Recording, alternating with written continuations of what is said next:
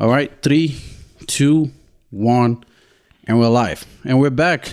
Welcome back, Musa. Thank you so much. Part 2. Exactly. Finally, man. Yeah. Happy New Year as well. Thank you so much. Same to you, brother. How you doing? I'm fine, thank you. And you?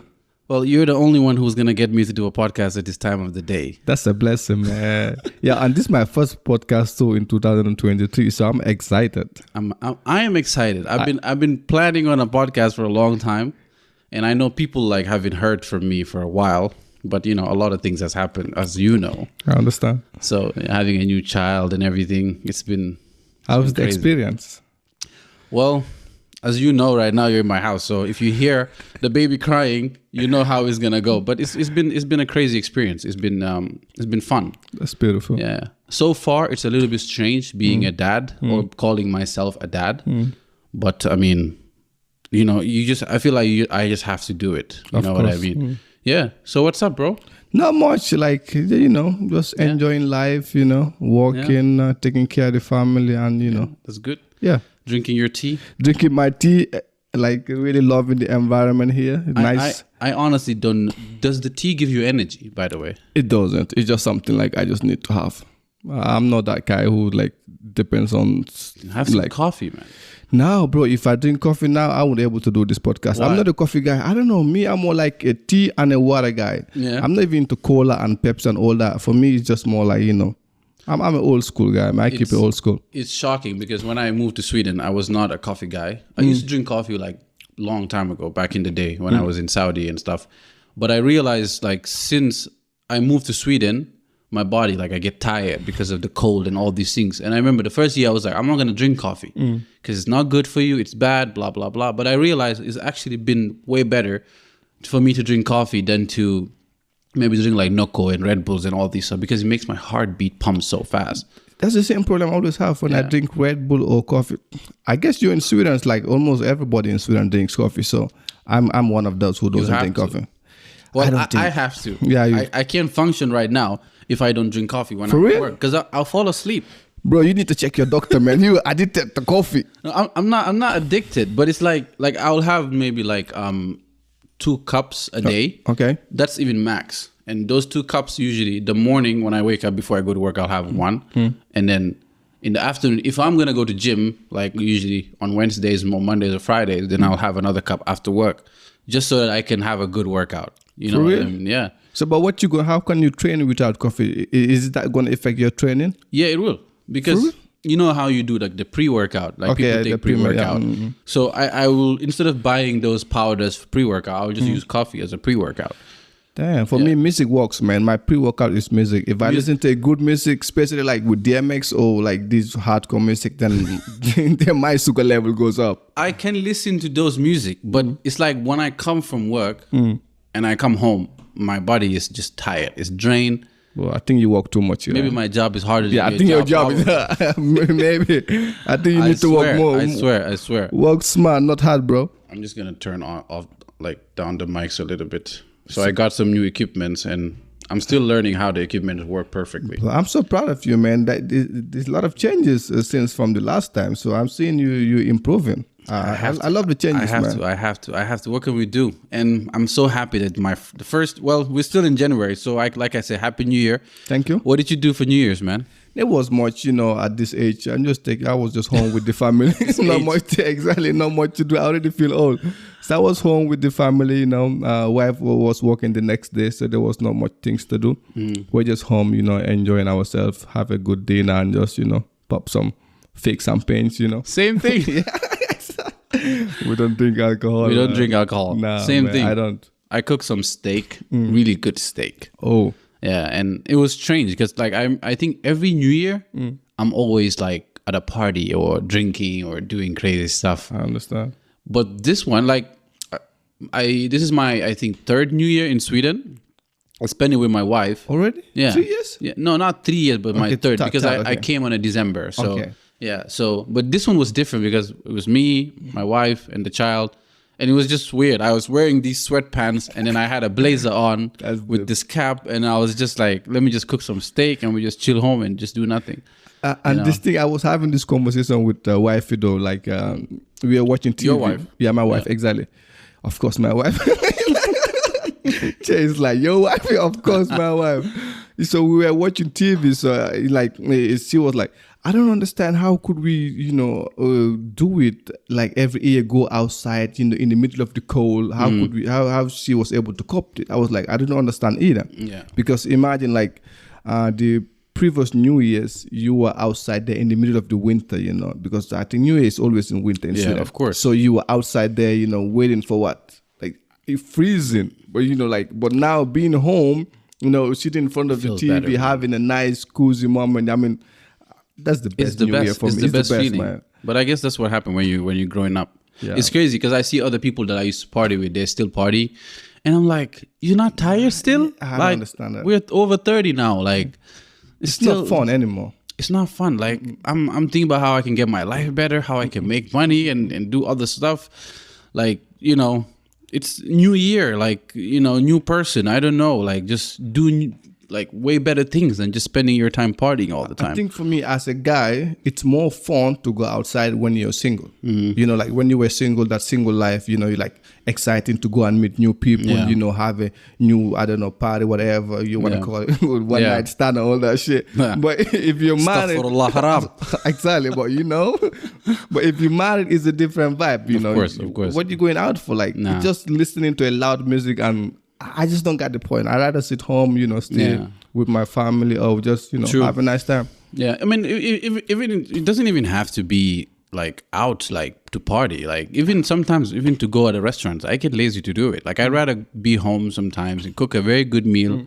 Even I can cook a good, nice meal and just stay with my wife and we just eat food, like watch TV. It feels way better. Like you don't have to move around and do this and do that, and sometimes it's just too much, man. But I come to think about it, I think it might be like, with the life stress that everybody have. Like what do you mean? Yeah, you work from Monday to Friday, so you only have 2 days off. So with those 2 days, with all the frustration that we all have, depressed and stress, all that. So you just want to go out and just let it out. I think that's the reason that some people party, and I can understand to that point.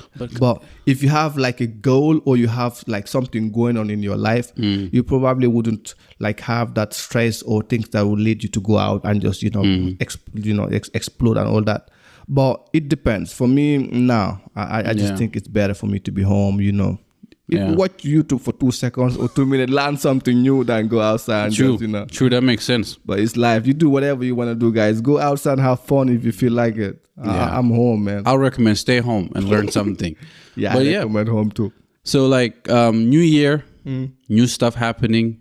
Do you usually have New Year's resolution on like next year?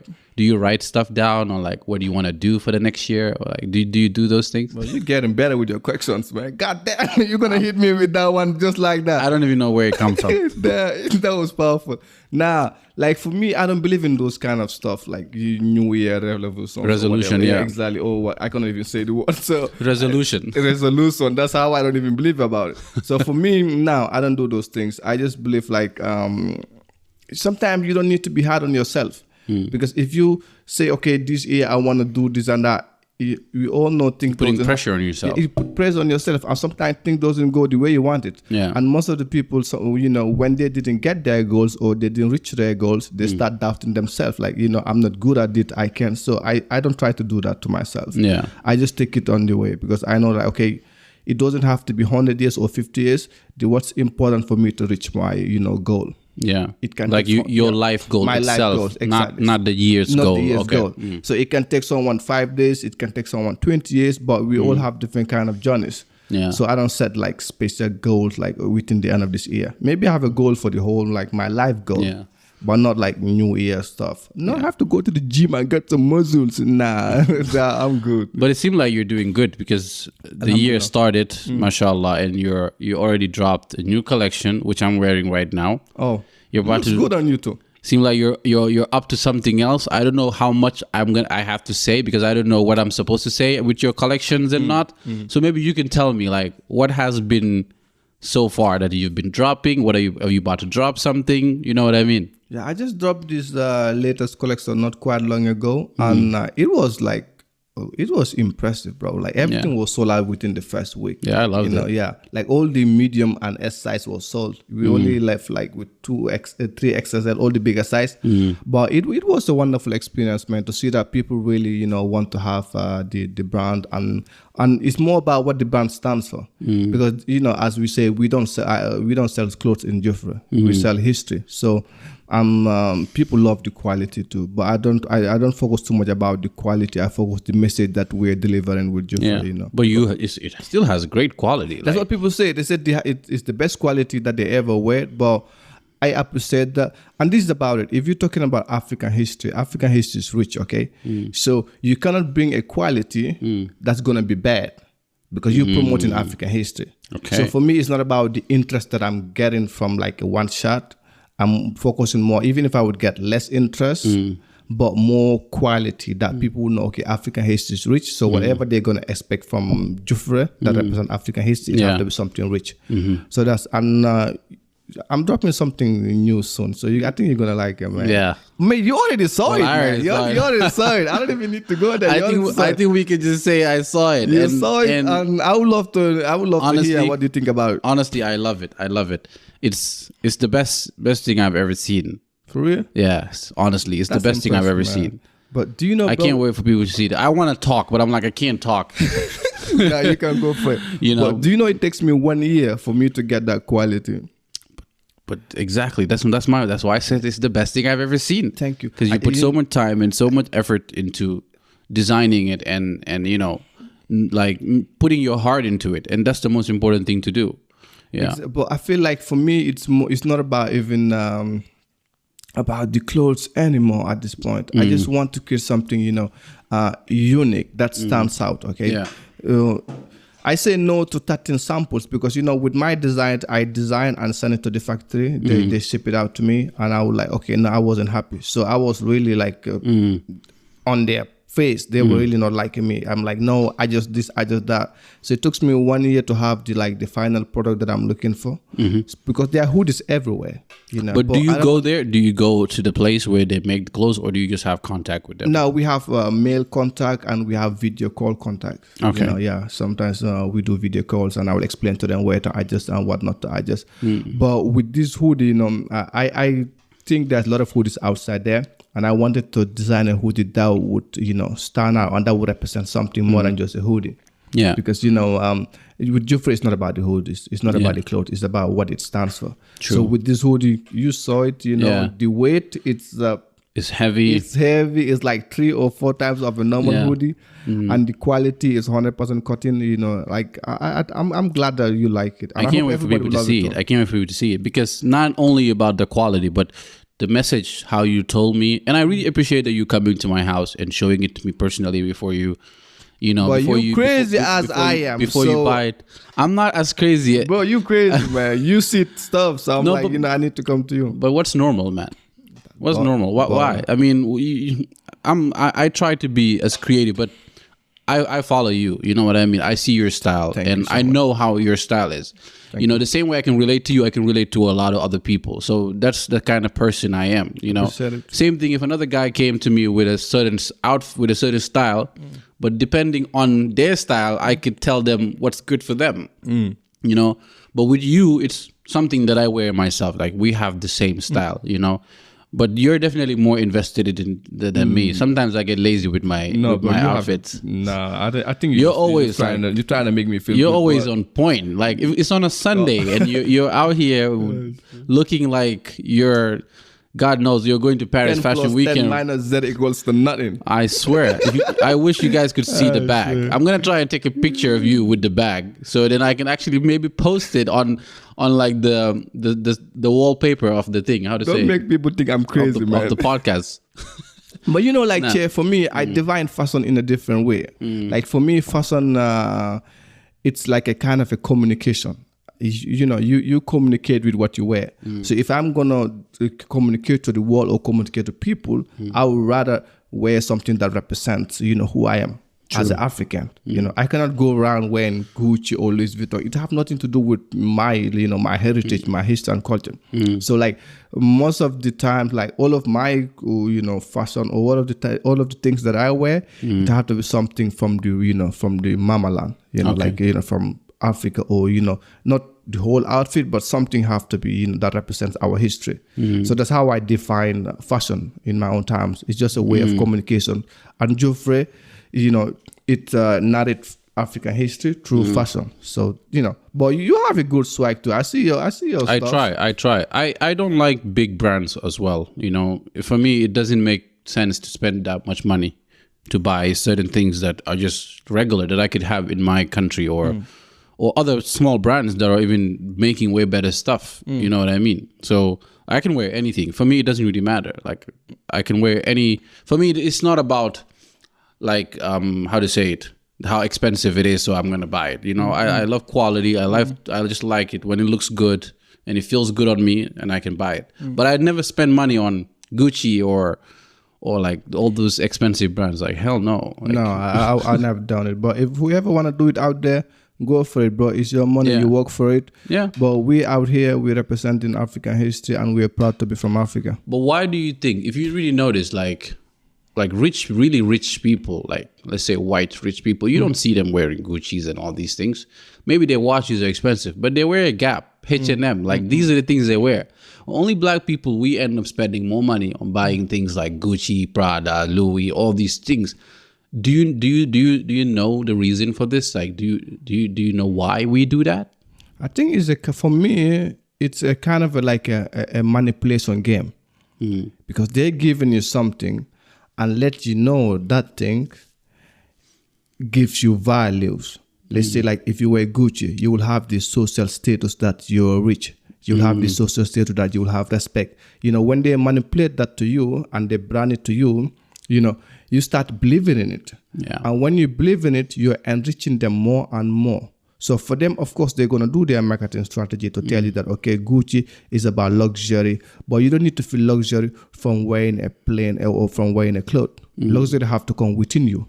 True. Yeah, you doesn't even have to wear nothing. You can just be fucking naked at your home and just feel like you know, you're rich. You feel luxury about, you know, your body, your skin, or your, you know, whatever that makes you feel that. Yeah. But we live in a society that, you know, people tend to believe that products, materials, you know, items, you know, give you that power or that luxury. Yeah, it's not status. Yeah, it's a status. It's just a state of a mind. But I try to run away from that. I will not have iPhone just because of it would make me feel cooler. No, I just have it because maybe it's easy for me to use. Yeah, that's all. True. Yeah, but that's great. I can't wait for people to see the new collection. I'm happy that I'm wearing this one as well. But the hoodie, that one, I can't wait. You see, when is it going to drop exactly?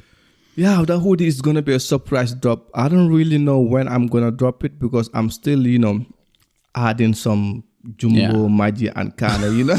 I'm still some spices. Yeah, I'm still adding some spices, you know.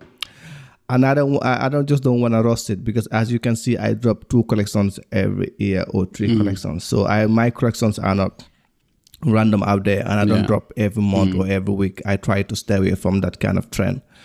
But I haven't decided yet when to drop it, but I want to drop it soon as possible. I'm even thinking about, you're going to make me talk, but I'm thinking about 18 December. It's a good day. Which 18? No. 18 December, 18 February. Oh, shit. I was confused for a second. Yeah, I was confused too. 18 February. You know. 18 February. Yeah, you know, there's the Gambian. The Gambian what? I have no idea. Yeah, you must be kidding. Please don't put me on the spot. Oh my God. When did Gambia get independent? I have no fucking idea. Okay. Next question. Honestly, I am so bad. I'm so bad at Gambian history and things like that. Are you kidding me? I'm leaving this podcast if you don't know when Gambia. I don't know. I didn't spend my whole life in Gambia. I didn't go to school in Gambia. Of course, these things I know. I should know these things, but I have no idea. For real? I don't know. Damn, I'm happy. Like God. That's me. If you want to ask me like some stuff in the Quran, like some surahs, you know, I'll be like, okay. I know things about Islam. You can ask me when the first hijrah started, when the Prophet was born. I can tell you all about those. Don't ask me about that. If you tell me about the country, honestly, I don't know. Like, but it's 18 February, man. Thank you for letting me. Nah, but I'm gonna get paid for this one. It's not gonna be free knowledge just like that. But it's 18 February, so I'm thinking maybe I can drop the collection 18 February, but I'm not sure. But yeah, people out there, if you think I should drop it 18 February, go and comment, and send me a message. Let's make it happen. Yeah, sure, do that. So, but you were last time when we were here. Well, I feel like the podcast is going well so far because the last podcast didn't. I like the podcast we did last time, but the quality I didn't enjoy it as much because the voice was a little bit low. Are you trying to tell me I was bad with the last podcast? No, I'm not trying to. No, I don't blame you. I blame myself because today, see, we're doing it without the headphones, and I feel like it's going good. The voices is high and everything is good, and I have more like very very good feeling. The other one was really really good. Like even people text me, they were like, "Yo, like you guys talked about some real shit." The conversation was good. It was going like, you know what I mean? There was a flow. Only thing was everybody was talking about the quality on like that I could make it better. But I think that's one of the reasons why I took my time to invest, to do all these things because I wanted it to be top notch. You know what I mean? And you already threatened me to speak loud. That's the first thing that they told me. Today you have to talk loud. I'm like, okay, brother, don't worry. I will speak as loud you want me to do. Nah, but it's great. It's great. It's going good. I love this. I love this setup here, man. Yeah. I see a lot of changes too. But the last podcast was nice. But you're right with the volume. So that's why I'm screaming today, guys. Excuse me, man. No, but it's not just your fault. But that's what I feel like. That's what happens when you start something new. You don't really I didn't understand a lot of things about what I was doing. I just feel like I had to start. I had to do this. So whatever I could do, I just had to do it. And after when we were done and I was editing it, and I really put a lot of effort to try to edit it out, and I was like, well, this is what I have. So I just have to accept this. But it took me, it took me like weeks before I was going to put, because I was like, no, it has to be better. It has to be better. But this is what I tell people though. If you have your ideas, please, for God's sake, execute it. Yeah. You will never know how good things are or how you are good at things if you never start something. Like for me, when I started JUFURÉ, you see the quality from day one. I don't know if you saw the JUFURÉ hoodie. Yeah, you got one of the JUFURÉ I got the first hoodie. Yeah, and the T-shirt. The quality was so bad. I don't know what different. I don't even know what I was doing. I was just into it. But now, still, I'm not 100% sure what I'm doing. But with time, I'm developing and I'm learning. So for you guys out there, if you have an idea, you want to do something, don't wait too long, man. Just bring it out and keep trying. Because as you can see difference from the fourth podcast to now, and I can see some develops, and with time, I can't wait to come, next time and see a lot of changes. And so it's life. You need to start one step, move. True. It's just an example. Look at kids.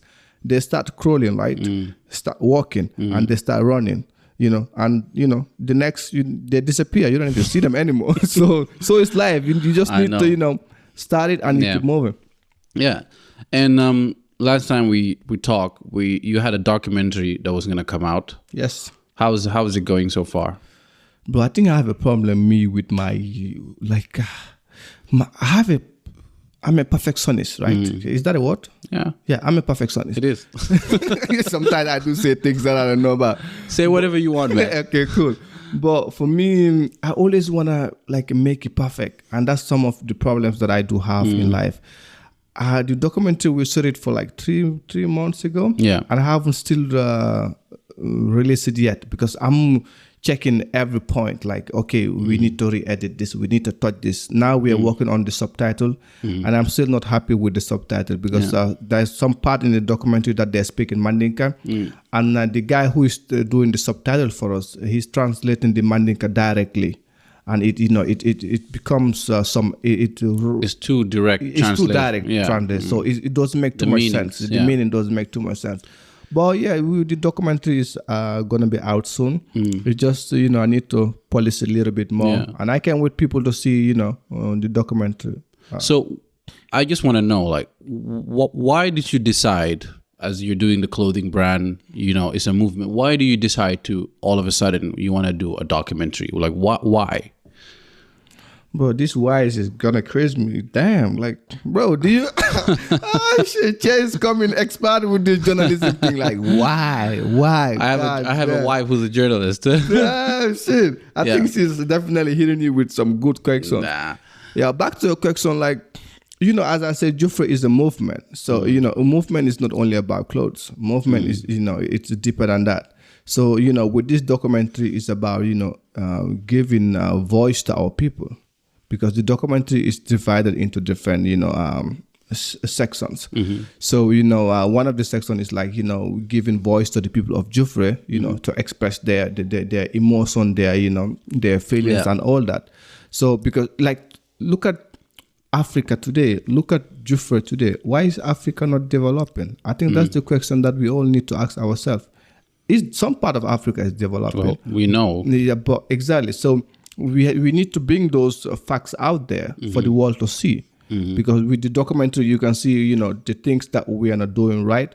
So, people that have sense and have a good brain, if they watch the documentary, they will able to fill some gaps. Yeah. And I think as a movement, with the JUFURÉ movement, we just want to show the world that we have a rich history, and we should definitely be proud of our culture, our heritage as Africans. Bro, like, doesn't matter wherever you live. If you are not proud of like you're a true African, bro, I have no respect for you. Yeah. If you're African and you're not proud of that you're from Africa, don't even say hi to me when we meet outside. Some people don't really know because, of course, like, there are people who are born here, they're African, but they don't really know anything about Africa. And sometimes it's because people don't really like teach them about it. That's another thing as well. I'm about to actually have a podcast with this woman called Emily Juf very soon, inshallah. Okay. She writes children's book about like black, like the pictures are like black kids and everything, and she's trying to teach young children that are maybe born here who have multicultural backgrounds that that there's another. You have a home back there, to teach them both worlds. And I feel like some kids don't know anything about Africa. So you can't really blame them. You know what I mean? Maybe they will know Africa, but they don't know the history of it. So I think what you're doing would maybe help people like that. Yeah, I think kids, you cannot blame kids because kids, they only know what we teach them. Yeah. So it's the parents' responsibility. That's what I'm saying. So, yeah. But with what she's doing, that's such a wonderful thing to do, because we need to teach them at a young age. Yeah. So when they grow up, like us, grown-up people, then it's your responsibility to research and, you have this social media. Come on, like you can just Google whatever you want to Google about, That's a different thing. But as a kid, because if you check this thing, most of these kids know who Superman is, who Spider-Man is, who's, I don't know, this Iron Man and all that, I don't even know, with all their heroes. But not too many African kids know who Master Musa is. No. And it's the same way they know about, Spider-Man, all that. We can teach the same way to them. We can even make T-shirts small. Like, I can even do that in the future. Like Mansa Musa, Sunjata Keita, like a lot of our heroes out there. We have thousands of heroes. I can't even name all of them. Yeah. But, and teach them about our history in a different way, through books, clothes, or, from movies, whatever. That's how you teach, teach them the next generation. Yeah. Exactly. So it's only enough for them to know Mansa Musa. That's good for a startup. Like, okay, Mansa Musa was the richest man who ever lived. It's just simple. As if they know Spider-Man is a superhero. So Mansa Musa, was the king, of a Mali empire. So it's just about you as a parent taking the responsibility to teach your kids about their history. But if the parent herself or himself is not proud of his history or culture, that's then the issue. It become tapalapa. Everything goes down. So, and that's true. And I watched the documentary myself. I saw it. We watched it together. And honestly, I'm not going to lie. Like, when I was about to watch it, in my mind, I thought it was going to be very average. It was going to be something that won't touch me. And usually me, I love watching documentaries. I love watching films and TV shows. And anything that I watch, if it doesn't touch me in my heart, it doesn't really mean anything to me. Like, it doesn't do anything. You know what I mean? And honestly, when I watched it, it moved me. And there's a part in the documentary, maybe I don't want to say much. Maybe when the people watch it, they will know themselves. There was a part there when I watched it, almost made me cry, because it made me feel bad about myself as a Gambian, as an African. Like, I have not really done anything for my country. You know, and of course it's hard because when you're not pushed or when you're not taught about your culture, about your history that much, and now you're figuring it out, now you're like, oh shit, I didn't really do anything. I didn't like spend any money there, or I didn't like try to invest anything in there. You know, it really touched my heart. It really, and I was really proud of what you did because I'm like, wow. Thank you. And I feel like the documentary was not only about JUFURÉ, because for me, at least for me, in my view, that's how I saw it. Like it was a bigger problem than just JUFURÉ. It was about Gambia as a whole. Like we have a lot of problems because JUFURÉ is not the only land that they've abandoned, or there's corruption. I don't know what else is happening in there. No money's been spent there. Nothing is being built there. And you look at places like Ghana, Nigeria, Senegal, they're doing things. They're very proud of their heritage. Means that our country itself has a problem, that either they don't care about the history or whatever else that is going on. That's what I learned from it. So I feel like when people watch it, they will really see a bigger picture than just JUFURÉ. You know what I mean? Like you've really made something that is not only, that's how I see it, like not only about JUFURÉ, but as a Gambia as a whole. You're really pointing out a problem that we really have. Bro. And I think that's really impressive. Thank you so much. I can really hear how genuine you were. No, you know what I mean. So it really, when I watched it, it really, really touched me. You know, because that one so hard. But that was so genuine of you. Thanks so much. Yeah. But I was really sad to, you know, like with the whole process of that documentary, because when I was there, I even dropped a tear. Yeah. I wasn't expecting to drop a tear too. My wife was like, "What are you doing?" I'm like, "No, it's nothing. It's just the sun is too hot," because I don't want to show that, you know, that weak side of me. But there was a lot of things happening at JUFURÉ through that when we were filming that documentary. I hope people would just understand the bigger picture of it. Yeah. And there's one thing in, you know, especially in Gambia. I was just talking about it yesterday. Bro, I don't even know where to start with this one. What is it? I hope we're not about to talk about the same thing. I don't know what you want to talk about, but no, it's not that. I mean, you mentioned something about, you know, Gambia, some problems. But No. Trust me. There's something else I didn't even mention yet. But go ahead. But what I'm thinking about, like, we supporting other, like, you know, businesses without knowing that, you know, we're creating more problem for ourselves. Because recently I just saw a post on What's on Gambia that there was this guy who was going with $1 million to, you know, to India. I don't know. Oh, I didn't see that. Yeah, exactly. It's crazy. Imagine $1 million, someone taking it from Gambia to India. Wait, he stole the money? Or? No, he don't stole it. He have a business. I think they have a business. A Gambian? No, it's not a Gambian. It's I don't know, Indian or an Indian guy. It must, something like that. But what I'm trying to get to is that people don't understand. If you're not supporting your own local businesses, we will never get out of this problem that we're talking about, this financial problem that we have in Gambia. Yeah. Because you might think if you support your brother or sister who is running a business or a restaurant or a clothing brand or, you know, a factory or whatever, or real estate, if you think you're supporting them, you are enriching them, but you don't know you are creating more problem for yourself. Because this is how money works, okay? Money, it circulates. That's the best way for money, you know, for a grow in a country. But if the money is leaving the country, it will never be good for a country. Because if you go and buy food from a Gambian restaurant, okay, that Gambian would go and invest the money to another Gambian. They will go and buy, you know, clothes, or they will go and buy house from another Gambian too. So meaning that the money is coming back to you. But if you go on to support the other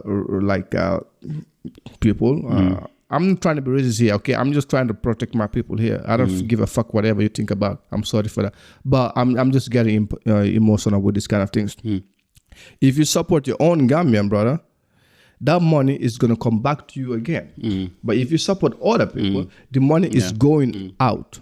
So when the money is going out, it's going to be hard for a country. And that's the things that makes me really frustrated, because we don't still understand that it's a simple math. It's not, you don't even need to fucking go to calculus or do calculus or university to understand that simple math. It's like just like 1 + 1. You do the math for yourself. But we need to change that. Let's support our own local businesses. Let's support our own businesses. Let's support our own people. Then we will definitely see changes. But I have a lot of people complaining that they start a business in Africa or in Gambia, but they don't have support from their own people. And that sucks, we need to change that myth. We need to change that. Yeah, that mentality. We definitely need to change that, because if you go to JUFURÉ today, if whatever you spend from JUFURÉ, the money is going to stay in JUFURÉ. But if you go to Senegambia today, the money that you spend in Senegambia, knowing that most of these shops in Senegambia is owned by foreigners, where do you expect that money is going to go? So that's why we need to go to our local places, and start supporting them. It's just, even if you buy water, bro, water costs you $2 or $5, I don't know, $10. But even that can make a change. But you go to a club, champagne, you spend $5,000, $6,000, go out there, and still people are complaining the country is hot. You're making it hard for yourself, man. There is no angel out there who's going to come and rescue you. There's no amount of prayers that will do or that will rescue you. It doesn't work like that. It's not rocket science. Yeah, I'm sorry, man. I have to go there. No. I'm just... It's okay. I'm in my feelings, man. And I feel you. Honestly, I feel you. That's really true. Because I was living like that as well. But now I understand that more. Having people like you around me, you're teaching me what that means. Because I never really thought about it. Okay, if I spend money to a local, it's gonna go like that. You know what I mean? I never care that much, basically. Because I watched a documentary recently in America where these black rich people who actually, they only spend their money on black businesses. They go to black salons. They go to black massage parlors. Like everything that they spend their money on is black real estate, everything they do, because they're trying to put the money back into the black community, And that's when I was kind of able to understand it that much. But how can we teach Gambians or other Africans, wherever, but let's just say Gambians, how can we teach them? What can we do? What kind of educational things do we need to do? Do you have to go there and teach people this? Do you need to have certain conferences or certain places to help them understand that this, you need to stop spending money on restaurants that are owned by like the Lebanese or whoever, you know what I mean? How can we teach them that?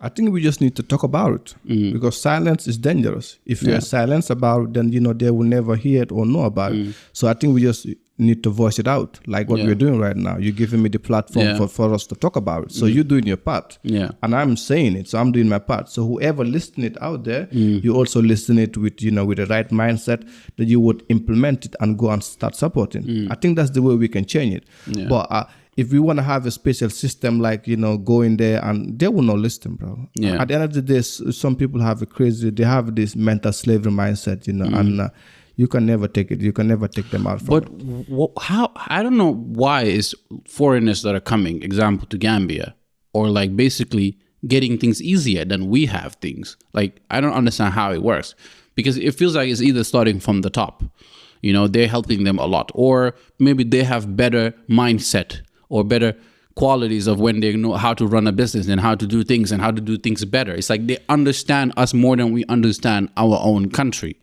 So when they come, if someone comes and open a sushi restaurant, because no Gambian has ever thought about sushi. So now every Gambian wants to go buy sushi. You know what I mean? Or whatever it is, any kind of food. You know what I mean? Because we're so manipulated, or we're so like influenced, I would say, not manipulated, by the West, because what we see on TV, what we see on pictures, we want that. We see a food that's not a Gambian food. We're like, we're going to try that. And a Chinese person comes and opens a sushi restaurant. Okay, as a Gambian person could have opened a sushi restaurant as well, but now everybody's going to go buy sushi there. Nobody's the ones to benefit anymore. You know what? Like things like that. And you know what I mean? These are the things that need to change. Like we need to really be more open-minded on to like make sure that our country has everything that it needs and understand what the people want, and we open it ourselves instead of somebody else coming and opening it. But you know what I mean? You're touching so many important points. I think one is about power. Money is power, because once you have money, you can always, in most of the time, you influence things. You can do whatever you want. And the other thing is like skin color. This may sound crazy to some people, but what do you mean by skin color? Okay, like how our people operate in Gambia, you have to have certain kind of skin to get through whatever you want to have. That's tribalism you're talking about, or like no, it's more of like glorifying. Let's say if you have this light skin, you know, like in Arab, or you from I don't know, okay. you are white or whatever. You most of the time, you know, you can do whatever you fucking want without people even questioning you. That's an example in Senegambia. They have a checkpoint there. You know, so if you're black, you know, you're going out inside the beach, they will start asking you ID and, you know, checking here and there. But if you're white or you have this kind of skin, they will let you go. Even me, I'm light skinned. I'm African, but I'm light skinned. But they will let me in. That's what I'm talking about. Maybe they won't let in. No, they will let, because that makes me really mad. That's what I'm saying. So it's not only about white or black. It's even about the tribalism that goes around in the country. Like because I'm more hairs, I'm more light skinned, they will put me to a place, like even with the girls, like, everybody does that. That they glorify. So if, let's say if you're white, you come to Gambia and you want to have a business there, just because, you know, your skin, it's an advantage for you. And it shouldn't be that way. I mean, equal rights for everybody. It doesn't have to be black, white. You know, we all have to have our equal rights and do whatever we want. But I hate the fact that if you're white, they will glorify you to a point that, okay, you can get off with a lot of things. You know, if you want to have a business, you know, it's going to be more easy for you.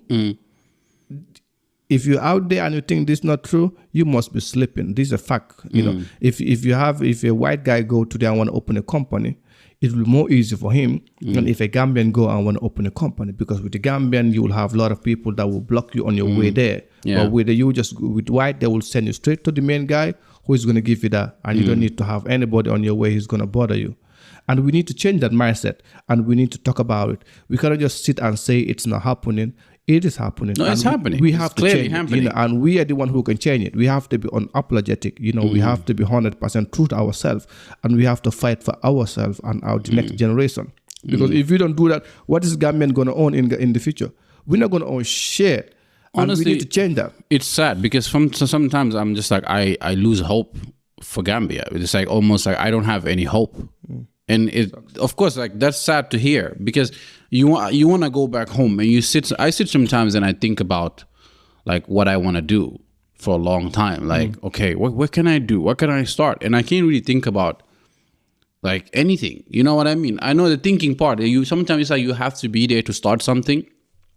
But even businesses that are there, they're not even functioning sometimes properly. Even Gambian own business, like, because I know some people who are like, who own you rents money and they don't even pay you shit because their business probably is not even working. You know, like everything is just not like the European is doing well. His business is flowing. But the Gambian's guy, you give him something to work on, like you give him a property to rent or something, he can't even pay you good because his business is not working. That's the thing. So you end up as an African even losing respect for him, because you wouldn't want to give your business maybe to a Gambian person, because you know he's not going to pay you, or he's not going to be honest with you. But a European will definitely be honest with me. So this is the issue like that we're dealing with. So it's a tough situation. You know what I mean? And it goes back, instead of it's getting better, like I get disappointed. Like, you know, of course, like even I think at some time we have a house in Kinte and wanted to rent. And I remember a white family came there and they wanted to rent it. They had a lot of money. They wanted to pay the rent, and I was so happy about it. But my mom was like, I think she didn't want that. She wanted a Gambian to have that. But that Gambian came and really disappointed us. You know, did a lot of weird stuff in the house, did some crazy stuff in the house. And, you know, you get disappointed that if you chose that woman, that white woman, she would have not done all this. She would pay you a month, pay you every time, and she will take care of the place. And you know what I mean? These are the things that we're dealing with. It's like our people as well. It's like they don't want to help us or help themselves. We need to change that. You're right. And these are the things, that's why certain people say they're not going to support Gambian business, because they expect low quality, they expect bad service, they expect all that. It has happened before, but we need to change that. Now we're getting better. That's why with JUFURÉ, back to JUFURÉ, yes. As I said, I will never ever release anything that's not a good quality, or any product that's not good to the standard I'm looking for. Because I know my people are already expecting it's going to be a bad quality. And I'm going to change that mindset. Okay, just because it's an African-owned business, it doesn't have to be bad. And that's what we Africans need to do. If you're out there, you have a restaurant, please go and see how other people are running their business and do the same. Don't expect people to support and help you if you're not gonna deliver a good value exchange. You know, like if you're not gonna deliver a good service, because we need to change that. It's not about just building a business and people to come to support you, but you have to do certain things that part of business for people to support you. You know, quality, value. You know, like environment. All those things. It's important. So if you have a restaurant in the middle of a dumb place, flies everywhere, you can't expect people to come and support you. Yeah. You need to do something that people would support. And consistency as well. Your quality has to be consistent. Because Gambian people, a lot of people can start businesses and it's never consistent. Like quality always drops after, and But like that's with you so far. You're doing amazing. And not only amazing but better. You know what I mean? And I hope to continue to see you to do things like this. Yeah. That's what I like. For me, I will, as I said, I will never. This is the thing. I wrote about it. I was having this conversation with my mom. When I was in Gambia for 3 months ago, and he was like, "How much are you selling your JUFURÉ t-shirts?" And I told him, "Mom, these JUFURÉ shirts are 2,800, 2,500. And I sold 2 in Gambia. Each was for 10,000. Damn. I know. Mom was like, mom was so like. I don't know, mad, or was like, Musa, lol dafa haram de. That's haram. You can't sell a shirt for 200, 2,500. I was like, Mom, but the quality is different. So, I had to convince her, like, check this quality and check this normal shirt. This normal shirt, they're selling it for this, and this is because of the quality. And now when people are going back to my website and giving me good reviews about the quality, is the best shirt that they ever wear. I had to call Mom and like, Mom, you know what? People are really happy with with the quality. So because that's what she told me though. She's like, I hope what they're getting is worth of what they're paying. True. So from that day, I made a promise to my mom. I'm like, you know what? Whatever I'm gonna release, Mom, I will make sure it's gonna be good quality because haram it's real. Yeah. And riba. Yeah. So for me, I would not want to get any of that. If I die today or tomorrow, I just want to sleep well. I don't want to owe nobody for that kind of stuff. Yeah. So that's why I always try to make sure, doesn't matter how long my collection takes, but before I drop any collection, I need to be careful about, what I'm giving out to my people. Yeah. As I said, this new hoodie that I'm going to drop, if you have it and you're not happy about the quality, I will refund you back your money. Oh. That's how confident I am with it. All right. And you already know, you tested. You said this. Oh, they'll definitely quote unquote from Che. He said this is the best shirt that he ever wear. Yeah, like that's what he said. Yeah. So that wasn't true. For me. That's true. Honestly, that's true. Do you have a name for the documentary yet? No. Of course, we have a name for. You have a name yet? Yeah, we have a name. Ah, okay. But should I say it? I don't know. It's up to you. I don't know. It's your documentary. Oh, yeah. Oh, you almost got me there. Now, you guys, you're gonna see it soon. It's okay, I think we'll wait. We'll wait until it's about to come out, and then you drop it. Let's wait. Maybe it's a little bit too early now. Surprise is always better, man. You're gonna love it.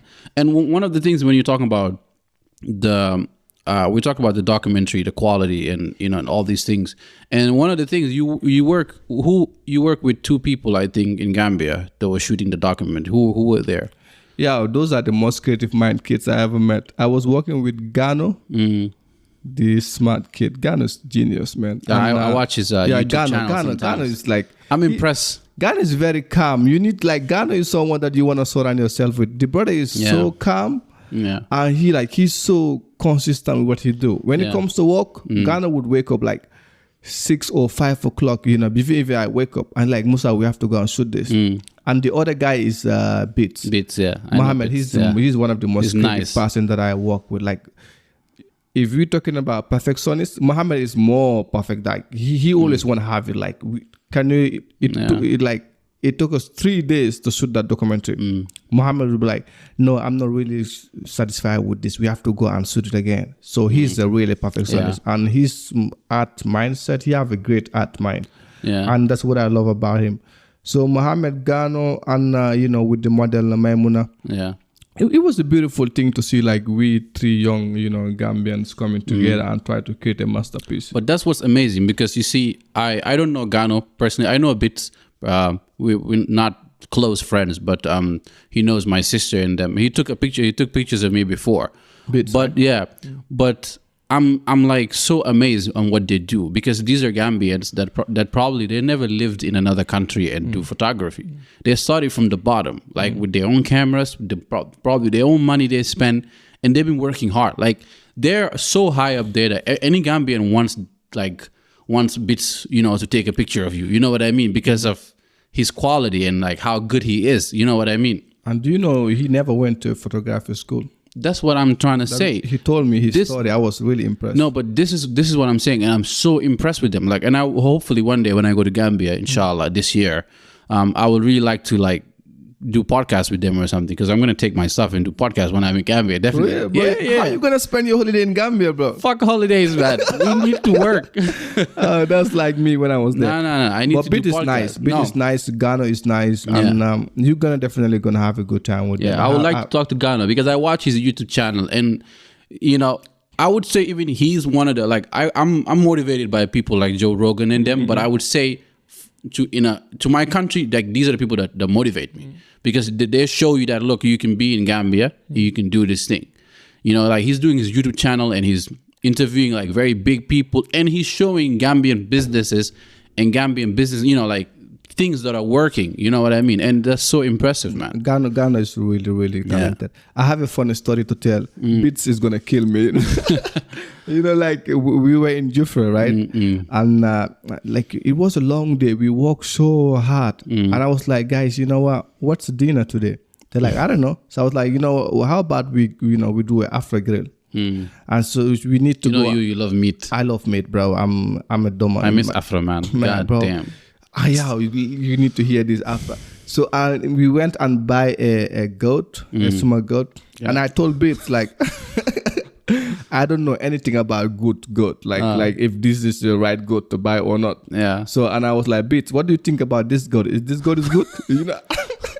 And you know what Bits did? Bits did and grabbed the goats like balls. Not balls. No, he went and grabbed the goats like legs. Yeah. You know, and start, you know, feeling it. I was like, what's he doing? It's like, you know, I need to check if the meat is good. Yeah. I'm like, do you need to check the meat by just touching the goat? And it was so weird the way he was touching it. It's like you touching a lady, you know, with that kind of, yeah. He was doing some crazy things with that girl. I was like, bro, what you doing, sir? It was just a nice moment, man. We had a nice... Yeah, Bits, I'm sorry for this, man. It wasn't mean to take you out there. I think it's actually like that. When people, like when we go to the what is it called again? I forgot what they call it in Gambia. What?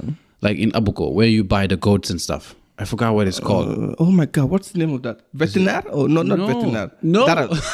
Daral, exactly, the daral. I'm genius, bro. You know, and you know, when you're buying a sheep or a goat, you have to like smack it and test it.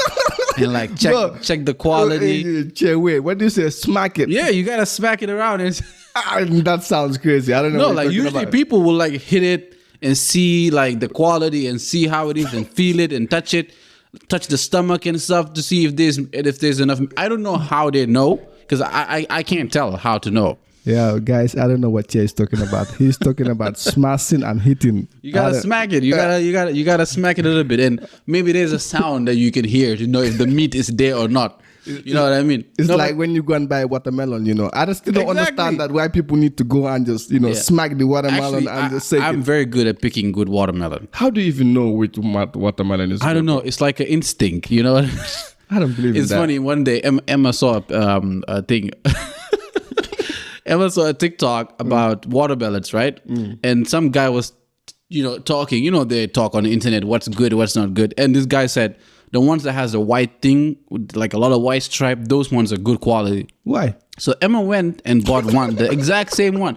I was like, that's not a good quality. He's like, yeah, I saw it on TikTok. I'm like, you think everything you see on the internet. But when we opened it, it was not ripe at all. So you have to really know. It has to be green, and you have to tap it. I think there's a sound of like this echo sound that you hear. I don't know how it sounds like. I do the same thing too, but I can never tell like which one is right. Yeah. But there's a logic behind it though. Some people say it have to have a dry butt. I don't know. What's dry? What do you mean dry butt? Dry butt. I don't know what that is. Guy in a tad bit of the wall. It has to be hard. It has to be hard from I mean, The Wolof is coming out. Yeah, the Wolof is coming out. English is not my language, man. So tat be fully be de ñëwé naga soko gis nga su li bi su xal bi de ñor. I'm not from there connect. Soko Oh, you mean like on the top of the where you hold? Yeah, where you hold. Exactly. Yeah. That sounds crazy. Anyway, you know the butt when it's dry. Yeah. Then you know it's. I don't know. Like, let's wait till watermelon season comes and we'll figure it out. I will never figure it out. The only way I can do is just we'll go and buy watermelon together, and I'm gonna teach you how to pick a good watermelon. What a lesson, bro! Yeah, it's the good. only way for me is just to go with your knife and open that shit. No. You want Ika to kill you. No, but yeah, it's really crazy. It's crazy how people can know and tell the difference on what's fresh and what's good and what will taste good or not. I don't know. I just guess usually. But usually I just guess. I think it's more about your instincts. Yeah, like I said, it's instinct. But how would you know if a lady is a good lady or not a good lady, or if a man? You can answer the man side. But if a lady is a good lady. I can't either. But this is gonna get weird. If you see a lady out there, would you know if she's the right one or not? Well, when I saw my wife, I knew immediately she was the right one. For real? Yeah, I just knew. What kind of instinct is like with the watermelon thing? We know you need to tap and smack all that. Yeah. But with you know, with a woman. With a woman, how would you? Well, I don't know. For me personally, like when I saw my wife, for example, I just knew immediately that she was the one. I don't know how. It was just an instinct. I guess I was not looking for it, but I didn't need to smack it around or to touch it and see. I hope not. No, but it's just like a feeling. It's like a connection that you just have, you know. It was strange connection as well. I mean, I don't know. Maybe I'm weird, but for me, it's for me, it's more about the first interaction. Yeah. You know, when you guys talk. Yeah, when we talk, when we interact, the energy, the frequency that's within the energy, the vibe, then you will know this is the right one. Yeah. But I would never say like just looking at someone, I would know if there's the right person. I would more like, for me, that's how I work. It would more like, we have to interact, then I have to go and sleep and wake up with that. You know, if I have a memory with our last conversation and how, the feeling that I had, then I would say, oh, she might be the right one. Yeah. And, it's a process for me. Of course, it's a process. So, with time, you'll be like, okay, I think she's the one. Yeah. I think that's the time you're like, you know what, I want to marry this one. I think for me, the moment I would say I was sure was when I was talking a lot of shit. We were out one night and she was listening to me. Because, usually a lot of girls don't really listen. Sometimes, I know women listen more than men. But sometimes maybe Who said that? I think women sometimes are better listeners than us, That's how I think. Yeah, that's true. Yeah. But that's true. But she was really listening to me about like my story, whatever I was talking about, and she really it really seemed like she really cared about what I was saying. And at that moment I was like, yeah, I think she might be the one. But but the moment I saw her, there was a feeling, you know what I mean? Like, it's like a divine feeling. I understand. It was not like immediately I was like, yes, I'm in love. No. It was not like that. Love at the first sight. Yeah, because I thought she was actually young. So I was like, I was not even trying to look at her. Yeah. For real? Yeah. I thought she was very, very young. I was like, nah, yeah. Which year was that? This was 2020. 2020? Yeah, 2020. That was like yesterday, bro. Yeah, but time is fast. Soon we're going to be 3 years. 3 years? Yeah, time is fast. Man, I'm so happy for you guys, man. Yeah. And you guys have a beautiful family. I've been here most of the time. And I really like how, I just wish people would know, like, how real relationship is. Yeah. Like with outside there, with social media, you wouldn't really know because there are a lot of things. But once you come and meet the people in reality, you're like, oh, this is different, and I think I love the relationship, man. You too. You and Melba too. It's a nice environment. And I love hanging out with you guys. It's always a positive vibe with the energy. Yeah. So that's a good thing. I want us to go to Gambia together. I don't know when you guys are planning to go to Gambia, but I want to go very soon. Bro, I want to travel around Africa. I've been to Gambia for I want to go to Tanzania next trip. Let's go I need to go home. Are you coming back? I have a child and I need for the child to see my family and stuff right now. But yeah, I would love to go to Tanzania. It'll be the first time for Yeah, it'll be the first time. So right now I'm homesick. I'm homesick. I'm tired of this freaking cold, and I'm just done. Like I just need. The issue with me is I can't stay in one place for too long. That's my problem. That's scary. I'm living here, but sometimes I never feel like I'm comfortable. Like I need to go back to Gambia. That's how much I love home. But I feel like you that type of person that would just wake up one day and pack your stuff and go back. Probably. Yeah, that's not me. Probably. That's like me. I'm the opposite one. I'm trying to not to do that because that's not going to be good for me as well. So I need to like think logically because now I have a family here. Of course. So I can't just get up and go. Of course, that's not a good thing to do. I have to plan all those things, and I could do it. But is it a good idea? Maybe not. Would it make me happier? Maybe I'll regret it later. So I think I will just wait at least in the next 5-6 years to be here. Study, do whatever, maybe try to get a PhD. I know we're gonna get to this PhD conversation, man. Nah, man. Like whatever, bro. No, but I don't give a shit. Yeah, I know you don't like PhD people. No, but it's not I don't like them, but I just think some of them are selfish. Like that's all. I mean, maybe I need to get a PhD to understand them, but for me, nah. I mean, I'm not about. And bro, the world is changing now. Yeah. I heard about this IBM. I don't know if you know IBM. Yeah, exactly. Like the way they employ people, it's a very beautiful way. It's it's based on like your knowledge. It doesn't have to be based on paper and all that. Like you just need to. And I was just reading books about not reading. I was listening to a book about it. Like their community, the IBM community. How it doesn't matter black or white, Chinese. They have different kind of tribes in their company, and they employ people in a different way. And I think the world is going to change to that in the future though. The way people would employ people would be based on your knowledge. Bro, nowadays these small kids that are doing TikToks, bro, can be very good in production. Like they're doing really marketing. They're really good with their like marketing stuff. And you will see a kid that have never studied marketing and having an Instagram account of 1.6 million, all that. Yeah. But you can never get that if you don't have like good knowledge about marketing. I think you're JUFURÉ. I told you about it before. You really need to try to get it to TikTok because TikTok is crazy. I have a TikTok, but I don't use it. Sorry, but it really really works. But I don't even understand how TikTok works. That's my problem. No, but you don't have to do it yourself. You just need to find one kid in your family or somebody who's doing something, and you pay someone. Emma knows how to do these things.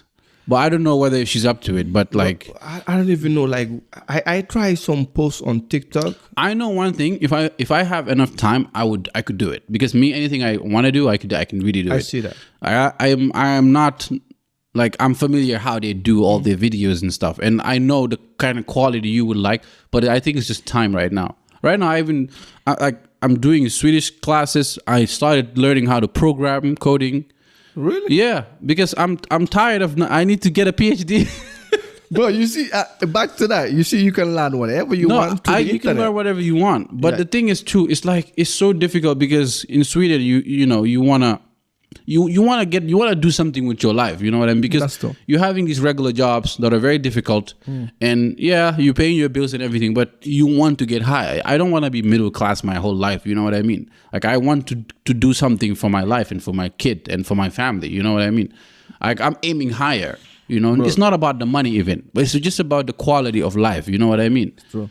But what I learned recently, what I saw on back to our YouTube stuff. Me, YouTube is my university. I saw this guy. He was saying something like, it was a hard fact though. He was like, if you want to be successful, if you want, you can control the mic. If you want to go down, you can put it down. This mic is just crazy. Look, you can just do this if you want. It's up to you. But I just don't like this big black thing in front of my, It's not. I'm not comfortable with this in front of my mouth, just like that. Okay, I'll try to get a better mic that we can connect right here. Maybe. Thank you so much. Have a better mic that I can connect, but not. But this is the best podcast mic actually out there. For real? Yeah, this is one of the best podcasts. How long are we into this now? 1 hour or 2 hours? Yeah, 1 hour, 3 minutes now. We're going in. Okay. But yeah, maybe soon we'll wrap it up. Nah, I'm good. Let's keep going. Yeah. But it's your podcast. You are the one deciding. Man, it's just a podcast, man. But like what I was saying is about if you really want to be successful in this life, bro, you will never get it being an employee. Nah. So the only way you can be successful is investing. Yeah. And it doesn't have to be investing in business. Invest in yourself. Thank you. Even knowledge, like invest knowledge in yourself. We're not talking about school, right? Knowledge, you can get it from books, TikToks, from Instagram, or from social media, YouTube, wherever. Just get a basic knowledge and have the skills. Today, if you have a skill of Facebook marketing strategy, that skills is a business, because you already invest your time in learning the skills, you invest in yourself, and you can start targeting different companies to make a Facebook adverts for them. Or True. you can learn about how to do drop shipping. You can. That I want to learn how to do. Seeing like people are making a lot of money in that. 15, do you know how to do it?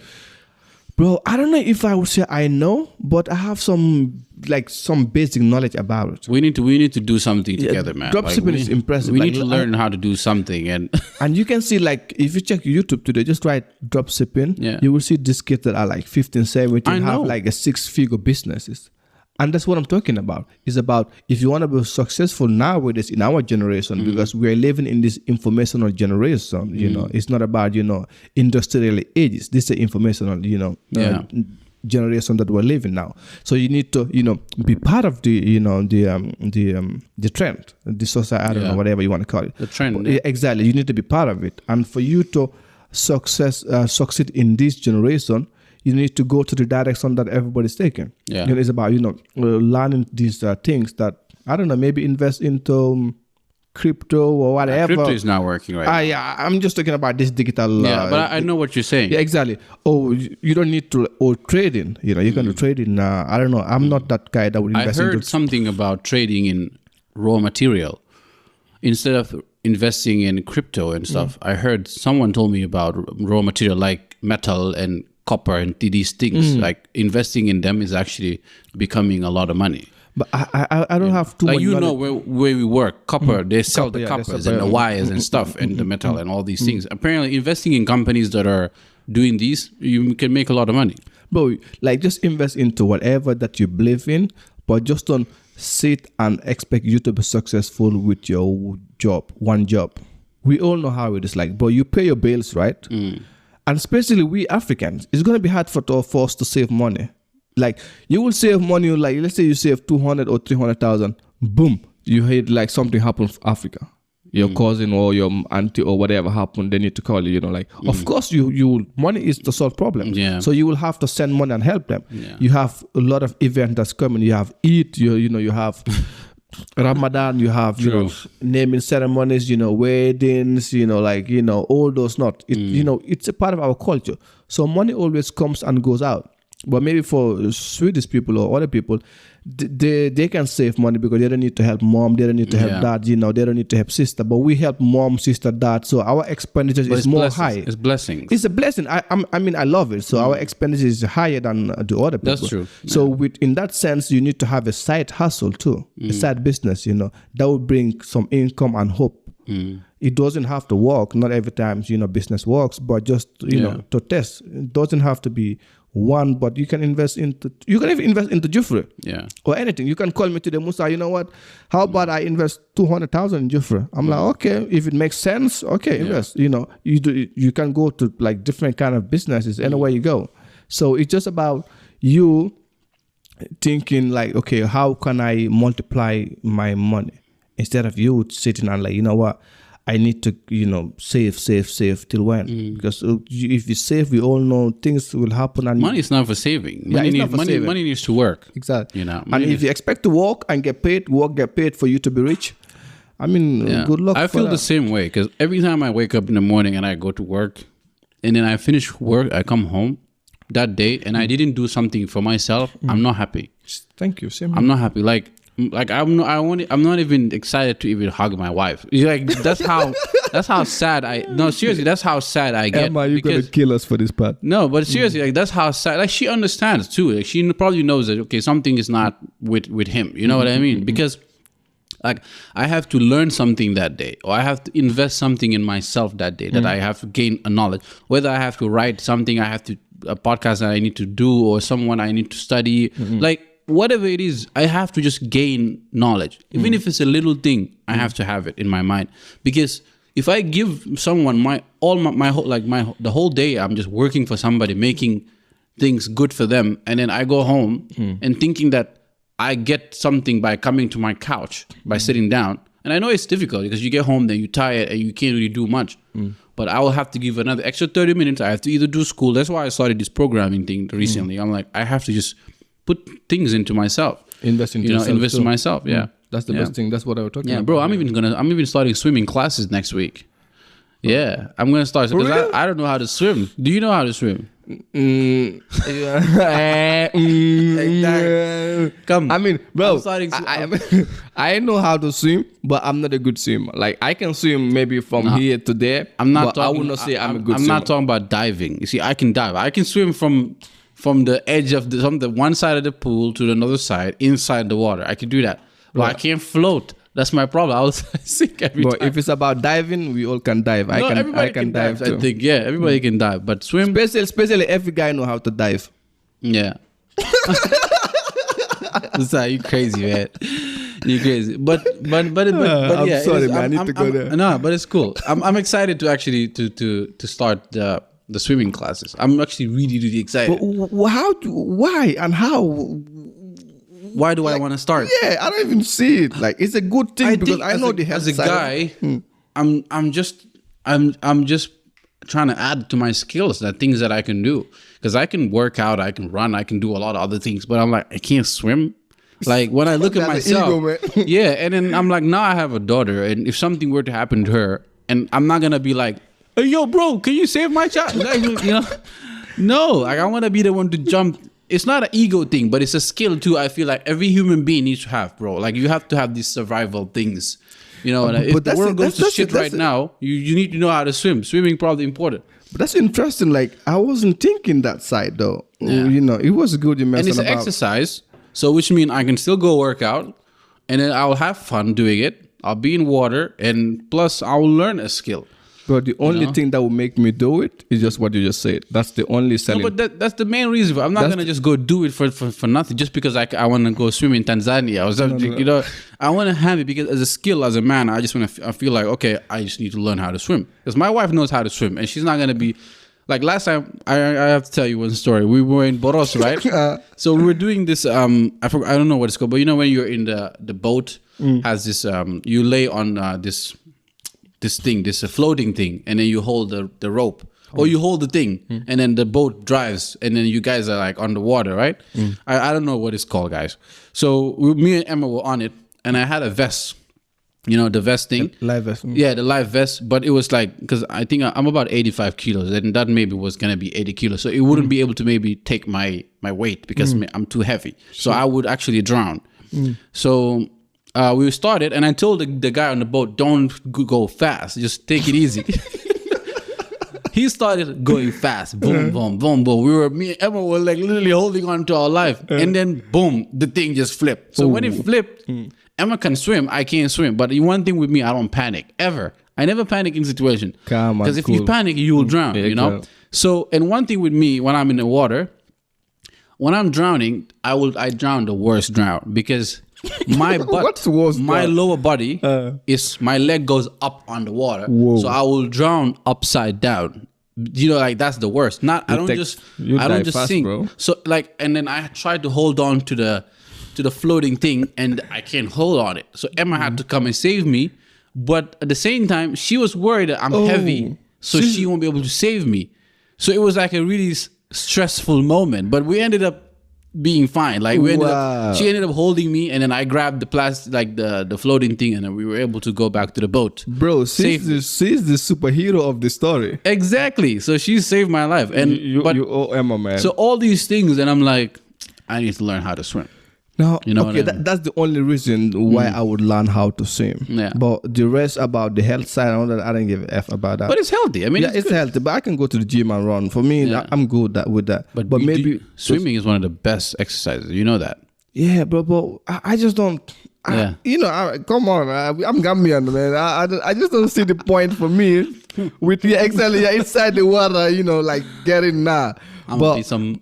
Phelps, is it Phelps, one of the best swimmers? Do you know him? No, bro. I think, yeah, someone. Don't ask me anything about swimming. Like, yeah, but for me, if it's about saving my family, yes, I would learn. But if it's about what else, at the end of the day, like, come on. Why would you want to put yourself in the situation that you need to even swim and save someone? Why not?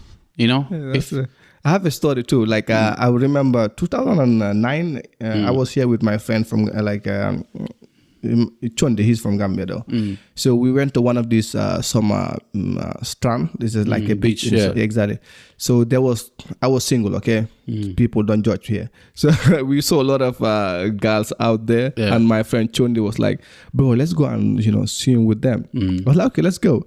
So I'm okay. I know how to swim a little bit. Okay, so I had to jump inside the water, and my leg could not touch the ground. It was so deep. I was scared, but I was managing to to like a bicycle there to keep myself floating. So it was like, Musa, is this deep? I'm like, no, it's not deep. Jump. And that's what I'm saying. And there was a lot of ladies that he wanted to, for us to talk to those ladies. But imagine you're going to talk to these ladies, but you couldn't even see him. So my friend had to jump in, and when he jumped, he got a big surprise, but he could not land. So he had to go down and come again. So he started panicking, screaming. Oh shit! Yeah, he was really scared and started insulting me. So he didn't know how to swim too. So he almost died, and this is not I'm laughing, but it's not that funny though. But he started, going down, insulting Musa. He started insulting and like going. I'm laughing. Insulting. He started insulting. He almost died. And I could not rescue him either. I was not a good swimmer. People had to jump in and rescue him. They take him outside and start, pressing his stomach. Water start coming. I mean, it was like so. I was laughing. I know. Wait, how old were you guys? We maybe 19. Okay. Yeah, we were really young. But it was so fun to see him. He is. After that. His ex was really mad at me because Chondi never went for swimming. Even it doesn't matter where any country that they go, Chondi always try to stay away from the water because with that kind of a traumatized the trauma moment that he had. But for us at that young age, it was a laughing matter because I was laughing at him, seeing him, going through that. But now it's something sensitive to laugh That's about. crazy. Yeah. I never really put myself in those situations. Like I never go to the deep side because I know I can't. So I'm in the middle where my feet can touch. I can dive, enjoy myself, get out. Like I never put myself. If you tell me to the deep side, I said no, thank you. I never. Only once I did it. A couple of months ago, me and Emma, we went swimming. I don't remember where we went to, but we went to some place, and I think it was some hotel or something. And I actually swam for the first time. Emma was shocked. Like I don't know how to swim, and for some reason I just started like on top of the water, and I was just going. And I was like, "Oh my god, you're swimming!" I'm like, "Yes, I'm swimming." And I literally just started doing it. And it was really fun. I think that moment was the moment I was like, "Oh, so maybe I can actually swim." Oh, you know what I mean? Okay. Maybe if I just put my mind to it, because I keep having the negative mind that I can't. Of course, I'm not gonna just go again and be like, "Oh, I know how to swim in the deep side," but I'm gonna go to a professional and see. I still maybe don't even believe that I can't, probably. If I'm like, what if I pay my money and this person can't even teach me how to swim? So, I don't know. I don't know if people can say they can swim. At the point, bro, no matter how good you are in swimming, if you're like something happen in the middle of the ocean, bro, you're going to die anyway. Yeah, man. I mean, you can't escape. Ocean? No, but the thing is because you get tired. Yeah. So the swimming, because it's exercise. So you get tired. When you get tired, you can't move your hands anymore and you can't kick anymore and then you drown. That's the thing. That's the thing with the swimming. I don't know. This is a question. How would people want to die? Would they rather choose to die in land or in water? Well, one thing I would say, in Islam, if you die in water, you actually die as a shaheed. Shaheed means someone who died in war. Okay. So back in the time when there was war, when a Sahaba, like a Prophet, when they die in the battlefield, shaheed, you go to heaven straight. So we usually say that water and fire, if a Muslim, if you die, you are, I don't know, it's up to God, but if you die, you die as a shaheed because you are fighting for your life. So you're battling. So drowning, I wouldn't say it's good way to die. You don't need to go and drown yourself or burn yourself, okay? Don't go commit suicide. And they're like, Jay said if I die, if I drown, I will go to heaven. Just because I said it does not mean I have the correct information. So just go and look it up yourself, okay? I'm here to educate, but I'm educating in my own level. Anything that I say, I usually I look into it, I learn it, and then I talk about it. But go and look it up yourself as well. I'm glad you need to make that. You need to clear that side because we have crazy people in this world, man. They can't just. But that's stupid if someone do that. I want to ask something because I know we've been talking about a lot of crazy stuff, and I love it actually. We talked about the working, having our normal jobs and doing other things. But you as a person, because you're always doing a lot of stuff, you're always moving around, you're always being creative. How do you balance your work and your normal job and this JUFURÉ work? How do you do all these things and still have stable, with your mental health? How do you stay stable? How do you balance between all, both of them? You know what I mean? I think it's just for me. Wow, bro, I wasn't. You throw me off with that question. Yeah, now we're back. Yeah, I was. Shit. How do we even go from swimming to that? You knock my head with that question. Let's just refresh the brains a little bit. You know what I mean? Yeah, you could have just But soon we're gonna wrap it up. Damn. Okay. I think balance, it's more like an overrated word. People always say, how do you balance here and there? It's an overrated thing for me. I just think it's a purpose, it's a purpose. In this life, everybody have a purpose, and I think my purpose is to do what I'm doing right now. So you don't think about this is stressful or this is that or this is this, I have to do this. You just going. I think more about is the purpose. You have reason. You have reason of why you do things. If you have a really deep reason why you do things, you don't see the obstacles or these other things that might be something negative about. Because people will be like, I don't understand, how would you walk and do JUFURÉ? What else would I do if it wasn't JUFURÉ? I'm probably will be sitting on my phone, doing things, or I'm probably on the phone gossiping someone, or I'm probably watching Netflix on a series or things that don't really matter. But when I'm from work, I'm into JUFURÉ, meaning I'm trying to bring values and change people's life. Because I have this message from these guys, Musa, I have never ever felt the way I feel right now, wearing your clothes from, because he said it in a different way. I have the message I will show you later. Sorry. Just those kind of things motivate me to keep doing more, to have I have a purpose. Because imagine someone wearing JUFURÉ and having this feeling that, I feel so proud of myself. I feel good. I feel like, I have a rich history, all those things. So meaning that for me, I have a purpose in this world to create something that brings values to people. So it doesn't affect your health, your mental health. How do you still find? Are you still stable? Are you still good? And you still just do what you do? You're not being stressed about your life, your mental issue. You don't have any of those things. I think mental health is a trend. Everybody using this mental health. I think it's real. Yeah, it is real, okay? But I think it's a state of mind too. What you feed your brain. Because if the brain works like this, okay? If you feed your mind negativity, you will start thinking negativities, negative things. If you feed your mind positive things, you will start, feeling good and start seeing positive things. So for me, mental health, mental issues, all that, I try not to even to talk about it because I don't want to have it around me. I don't even want to think it exists. Okay. Because, so that's why, just to keep it short with the question, no, I don't think it affects my mental health and I don't believe it, but it do takes my time.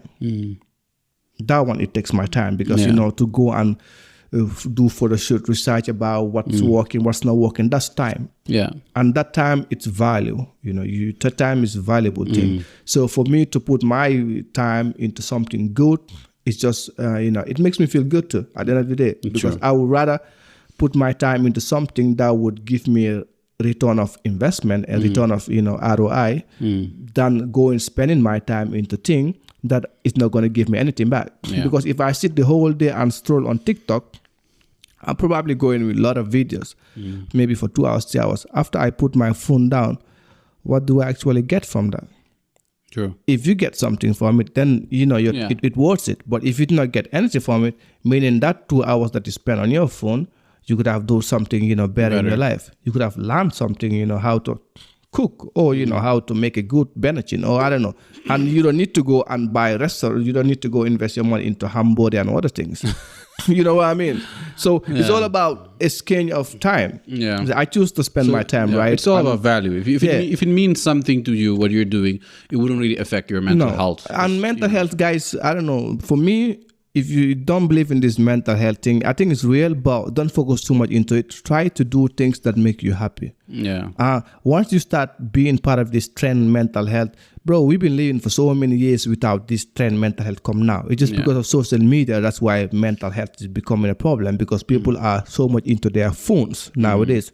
This younger generation, everybody, like, if they tell you how many amount of time every person spend in their phone, bro, you're gonna be surprised. Some people spend like 4 hours. A lot of time on my phone. You can see it yourself. You can see like you spend 4 hours in TikTok. You can see you spend 5 hours in Instagram. That is it's easy for you to have a mental problem. Yeah, because the brain is not programmed into you to look into a screen for whole day. Yeah. Go and have a fresh air. Talk to your people. Have a conversation with people. But. Yeah, and if you have a mental problem, I'm sorry, bro, but I hope things will get better for you. But try to feed your brain some things that's positive. True. So when are we doing the Yaya Jammeh movie? Bro, I'm gonna be mad at you, bro. That Yaya Jammeh movie, it was your idea, and I was mind fucking blowing about honestly, the idea, and you need to do it.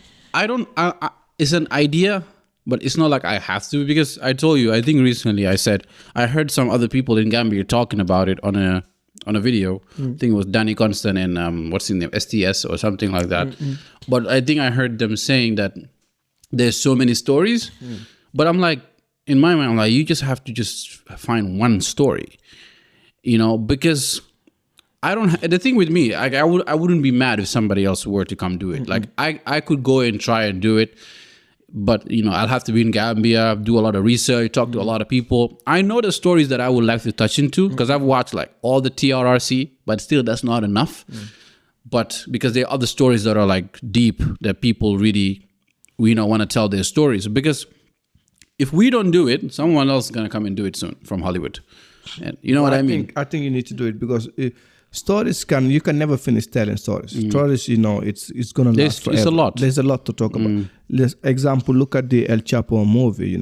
There's 1,000 different kind of like El Chapo story. And I heard recently 50 Cent is gonna do a El Chapo, I don't know, El Chapo movie or series or documentary, whatever. And that's how you explain in a different perspective. So with even the Eminem movie, I just watched a recent interview with 50 Cent. He said he's gonna do a Eminem TV show. Yeah. And there's already an Eminem movie. So, there's always another side of telling a story. So I don't think that should stop you. Like, you just go for it. I love the idea. And I was like, yo, Che, you really need to do that. Hopefully, we'll see. When I go to Gambia, I'm going to try and see if I can talk to SDS or Ghana. And like, these are the people that you can talk to who can maybe try and do something. Ghana would be perfect. Yeah. And the thing is, I even thought that I know even somebody else who could play it. A Gambian actor, Babu Cisse. For real? I mean, come on, look at Babu. And Who's Babu? I don't even... You don't know Babu Cisse? I'm sorry, Babu, but I'm so bad with, this acting stuff. I'm not good in that. Look at Babu Cisse. He's a Hollywood Gambian actor. You don't think he can play Yaya Jammeh? Of course, man. Babu, no offense, but you and Yaya Jammeh have some... No, but it's not even about look alike, but he can play it, because he's a really, really great actor. And I love watching his stuff. And he's a family friend. His dad and my dad were best friends. For real? Yeah. Bro, best friends. Give call to the brother, man. I think that's good. That's something cool. Really. I know the sister. I think I was telling you about the sister, because I told you that she designs shoes and stuff like that. I was telling you.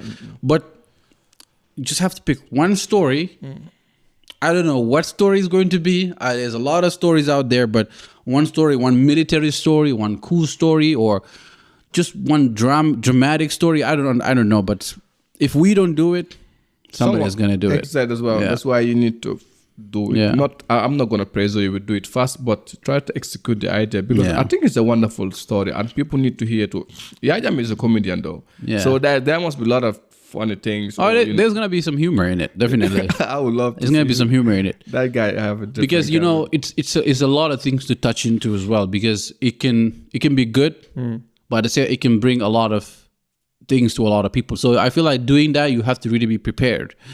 You know, you have to be really prepared for it, to the amount of people it's going to touch, and, you know, the families that you need to talk to if you're doing a certain story about somebody. And so all these things has to be involved in it. But I think, like you said, look, in life, you can do anything. For me, meeting you and knowing you, you've really changed something in me. It hasn't really sparked yet. Man, come on. No, it really hasn't sparked yet, but I feel that it's coming. Thank you. Because I've never been around somebody who could touch me and motivate me to do something. So like all these things has something to do with you, with this podcast, because I see how you are, how you, whatever you say you do, you go do it. So not like I'm copying you, but it's more like an inspiration that, look, you can do anything. And when I see you do the documentary, I was like, yeah, maybe I could do something, but not as a, like I said, not like a copy, but like as a motivator. You know what I mean? Like, maybe not like do it with you. We do things together. You know what I mean? Because maybe I'm not as creative as you yet. Bro, you know, I'm still learning. So well, I'm flattered, man. Thank you so much. But for me, I think we do motivate each other a lot, especially like you, as you see the new collection. You are the first person that's, you know, see it. And because I know how you think, I know like your creative mind and some things that we talk about. So you're definitely the first person that saw the new collection, and with the documentary too, you're the first person that saw it. So I think it's more about, I think it's a mutual feeling, because I feel like you have a very valuable point, and you're very honest with your critics though. It can be very hard, but your critics is really, really good. Yeah, I say it straight up. Exactly. Sometimes I'll be like, damn, it'd be nice to, but it's a good thing, you know. That's why you need to surround yourself with people that will just, you know, like feed you with the right things that you need. Because it can be very dangerous if you have a friend who doesn't really like, oh, everything you do is fine. Oh, it's nice, good. Yeah, I'm proud of you. That's not how people grow, man. You know, you need to take your time and, you know, just give them honest feedback, and you're really good with that. And I'm grateful, you know, to have you. I appreciate you. I appreciate. But before I feel like we're going far with this bro romance thing, man. It's getting weird, man. Yeah, it's getting weird with this bro romance thing. But before we wrap it up, what's the future for JUFURÉ right now? Like, what are you aiming for right now? Like, what do you want? How do you want to be remembered? You know what I mean? Like, am I dying soon? Musa, no, I'm not saying you're dying. Okay. I know how that sounded like. I'm like, okay. Nah, but like, you know what I mean? It's like, what is next? What's the future like? You know, what are you aiming for? You know, but of course we all die one day. So how would you like to be remembered, as if for all the work that you're doing and what you're planning to do for the future? You know, bro, the future is the future is just is the future. The future is big. So, but are you creating as you go, or are you?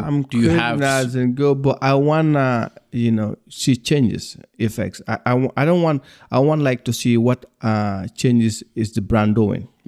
That's the way the future for me, because the brand is about for people to know African history. You were in one of the shots that says "Unity Unite." The brand is about to unite Africa. So for me, my legacy would be everything that I'm saying about the brand, if it's come to reality. Because I want us to unite. I want all black people to unite. You know, I want every black people to know their history. I want every black people to be part of their history. So the future for me is more about, you know, unity, you know, pride, you know, and basically, you know, feel good about your history. Have this royalty. Because most of the time when people talk about, you know, black history, they think black history starts with slavery. But black, you know, history doesn't start with slavery, and it doesn't end with slavery. Slavery just comes in to interrupt our history. So for me, I think the future would give more, but you know, keep, you know, educating our people about African history. And if I want to be remembered, I want to be remembered about changing the African mindset through fashion. They'll be like, at least, wow, he changed how we, you know, think. He changed our mindset through fashion, not through, you know, books, not through songs, but through fashion. Yeah, and I think at this generation, the best way to talk to this younger generation is through fashion. You know, you need to target their interest. You know, you can barely count how many kids go and read books today. Sure. You know, people that listen to songs with good, you know, knowledge about, you know, most of the song is about, you know, like, you know, they can't learn anything from it. Oh my God. But fashion, you can't miss it, because, you know, this one says unity, unite. So once I say it, you know, I know, you know, what it's saying. And True. the other one that says ancestors, there's a lot of things in ancestors that people don't know, because if you really know your ancestors, bro, you should be proud of yourself. Yeah. And we should never forget about slavery. We will forgive, but we will never forget about slavery, because once we forget it, then we start forgetting who we are. And I get sad when I talk about slavery, but I don't think we should forget. I think we can forgive what happened and all that, but we still need to know, what our ancestors went through, how they've been treated, how they rape, women, how they kill them, Imagine, like, just because his skin type is black, you need to rape her and kill her.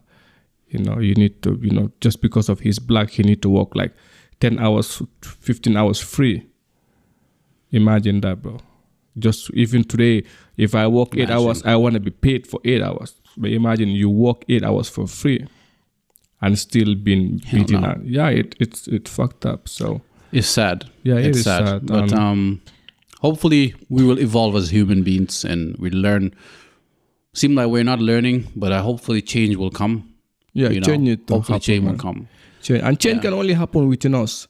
We need to unite first before we unite with others. We need to trust each other before we expect other people to trust us. We need to love each other before we expect other people to love us. We need to be proud of ourselves before we expect other people to be proud of us. So all those things. Unity. Yeah. Love it. But yeah, man, we should wrap this up because it's really getting hot right now, and the window is closed. That's what happens when you do a podcast in the kitchen.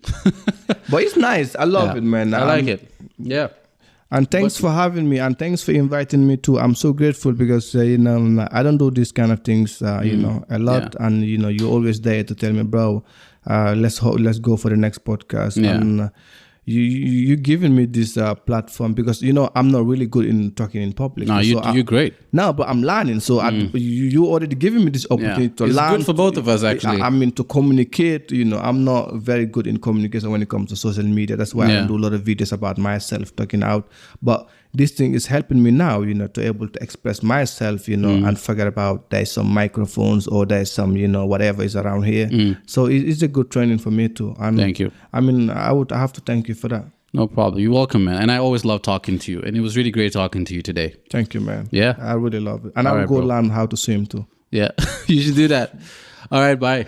Thank you so much, Mo. Thank you, brother. All right. See you, everyone. Bye.